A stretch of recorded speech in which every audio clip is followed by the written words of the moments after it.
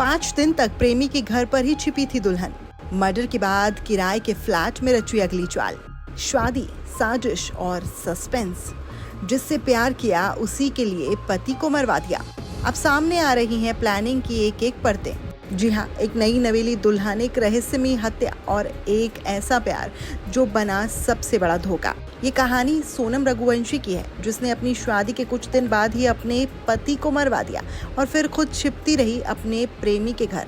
अब जो खुलासे सामने आ रहे हैं उसे जानकर आप हैरान रह जाएंगे। राजा रघुवंशी की हत्या का मामला अब एक नया मोड़ ले चुका है। मामले में और नए खुलासे हो रहे हैं। अब पता चला है कि राजा रघुवंशी की हत्या के बाद सोनम पूरे 5 दिन तक अपने प्रेमी राज कुशवाहा के घर में छिपी रही थी।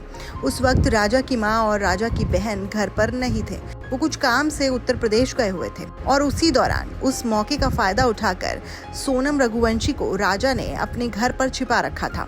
मीडिया रिपोर्ट्स की माने तो राजा की मां और बहन जब वापस लौट कर आने वाले थे तो उससे पहले ही राजा ने इंदौर में एक फ्लैट किराए पर लिया, जहां पर उसने सोनम को छिपा दिया और 5,000 का राशन भी ऑनलाइन मंगवाया ताकि उसे बाहर निकलने की जरूरत ना पड़े।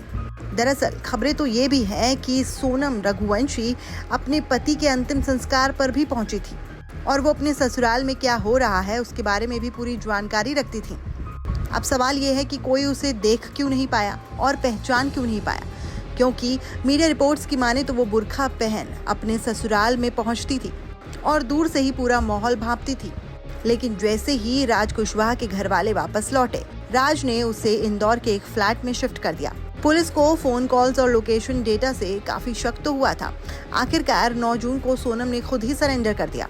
पूरे मामले में अब तक कुल 5 लोग गिरफ्तार हो चुके हैं, जिनमें सोनम, राज और 3 उनके साथी भी शामिल हैं। वहीं राजा रघुवंशी के परिवार वालों ने नार्को टेस्ट की भी मांग की है। उनका कहना है कि सोनम और उसका प्रेमी पुलिस को गुमराह करने की कोशिश कर रहे हैं। नार्को टेस्ट होने से सच्चाई पूरी तरह से सामने आ जाएगी।